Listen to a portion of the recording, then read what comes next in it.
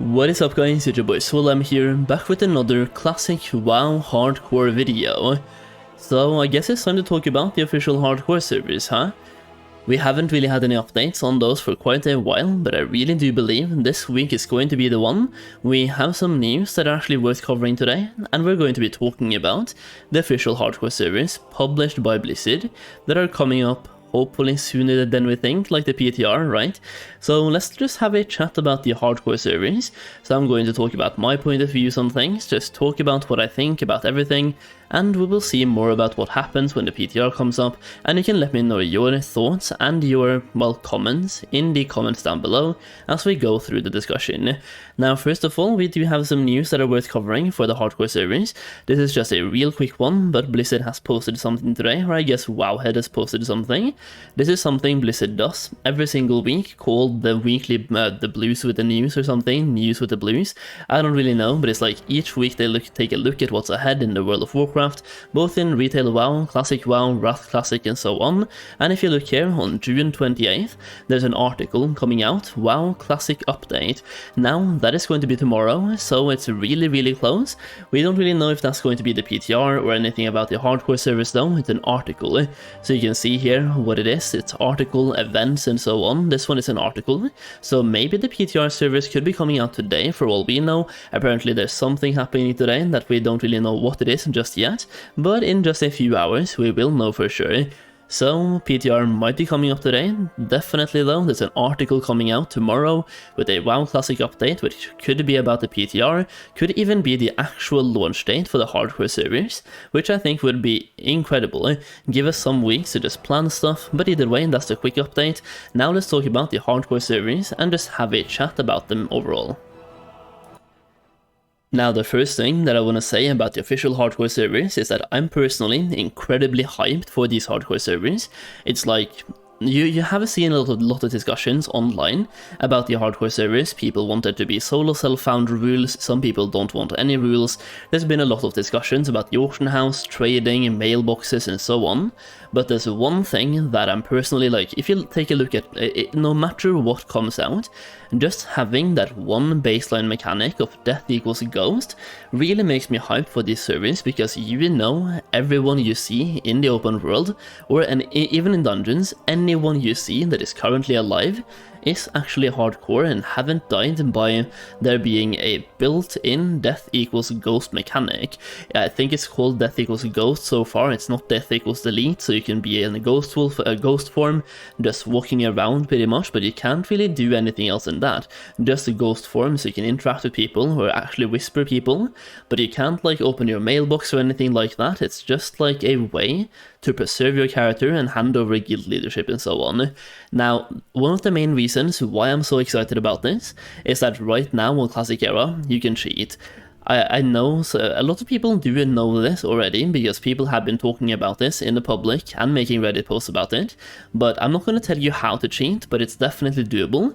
Like, what if you do a high level dungeon and you want to bring experienced players to ensure a safe run, and you want to find a tank.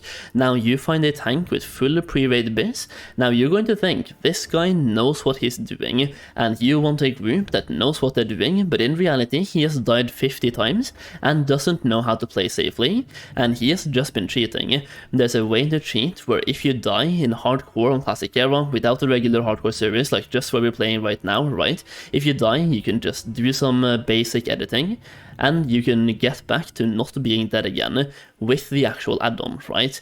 So anyone who knows how to do that, you can do that. I'm not going to tell you how, but it's really easy.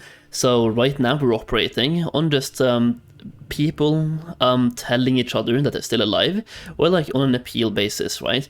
It's basically dependent on word of mouth, and you have to believe the other person is still alive or is playing hardcore.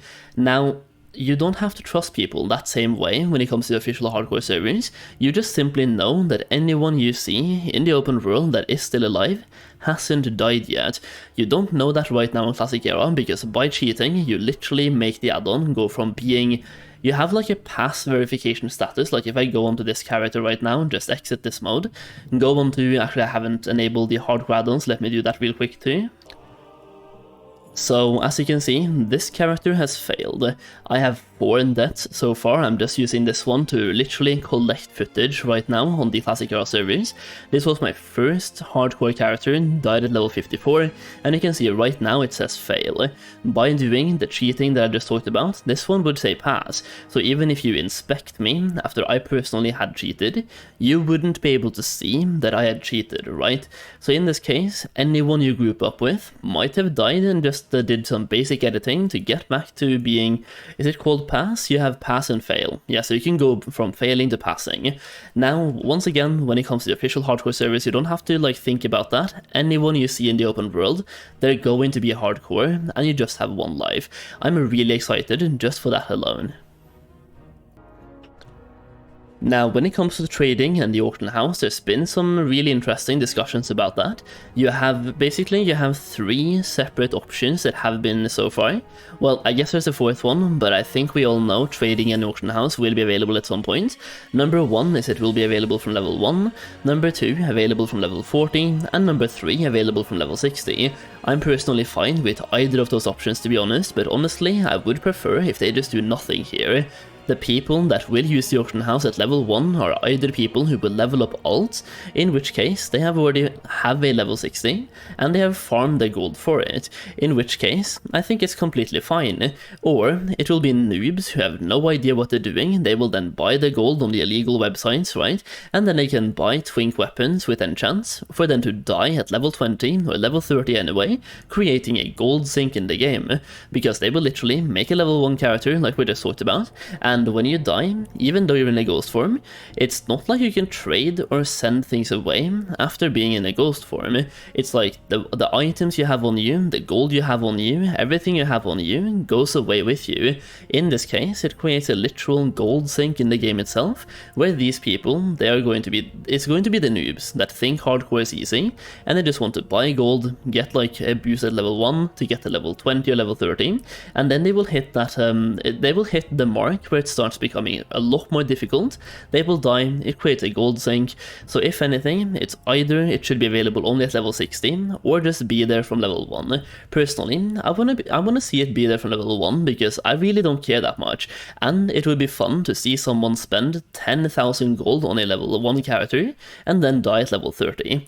I think that would be really fun, but trading on the auction house, I think they will be there. We will know for sure again when the PTR actually comes up, but it's just going to create a different kind of mechanic for the hardcore servers, and then people can still use the add-on we're currently using to alter the experience for a solo self-found. Alternatively, I would like to see Blizzard do something where they put in the NPC from Season of Mastery, and in this case it would enforce the solo self-found rules upon your character, and give you a title for doing the solo self-found achievement on these servers. The thing is, if you just give people the option to do solo self-found without adding any incentives, no titles, no anything, it kind of takes away that element of feeling special. It's like, if you do solo self-found on a server where anyone can just level the way they want, you want a way to stand out, so just give us a title. In that case, I'm definitely doing solo self-found myself on at least 1 character, just to get that title, because let's be real, doing solo self-found is going to be vastly more challenging than leveling in a group, doing dungeon farming, anything like that, right? So I feel like the best of both worlds would just to give us a Death Equals Ghost server, have trading in the auction house to be available, but to give us the option to play solo self-found and give us something for it. I don't think they should give like a custom mount or anything like that, because that would take away some of the flavor of vanilla, but if they just put in literally the title called Iron Man, or just anything else, just a cool sounding title, and give it to people for completing the solo self-found level 60 achievement, I think that would be really, really interesting. But I really just wanted to come on today to just talk about the actual hardcore servers, give the news update real quick, and just have a chat about the hardcore servers, and talk about the cheating aspect, and the fact that these hardcore servers, no matter what rules we're playing by, you know that anyone you see in the open world, they haven't died, which I personally think is really interesting, and it's one of the core mechanics that I personally think is going to be why even the people doing solo self-found will want to play on the hardcore servers servers coming up, rather than staying on Hydraction, Waterlords or Bloodsail, because once again, people can cheat on Hydraction or Bloodsail, people cannot cheat on the hardcore servers, so it's just like, it's a form of verifying your character without needing a third party. Either way, just wanted to talk about that. Once again, leave your thoughts in the comments down below. Yeah, there we go. Having a hard time talking today. It's really hot over here. Pretty much the last day of summer we have this summer over in Norway, or at least so it feels. Like the rest of the week is going to be terrible weather.